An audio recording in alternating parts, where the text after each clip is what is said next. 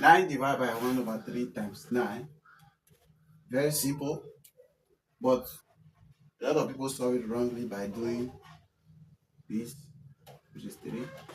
9 divided by 3, which is equals to 3. This answer is wrong. We have to use our PEMDAS rule and our KCF rule.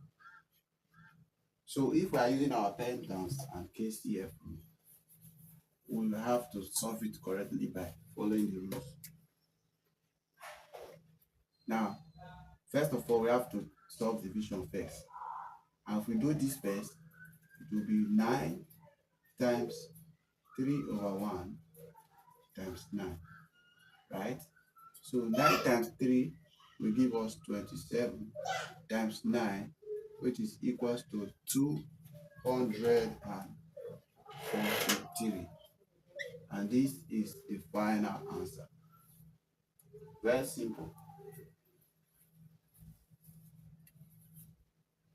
Don't forget to like and subscribe and share this video. Thank you.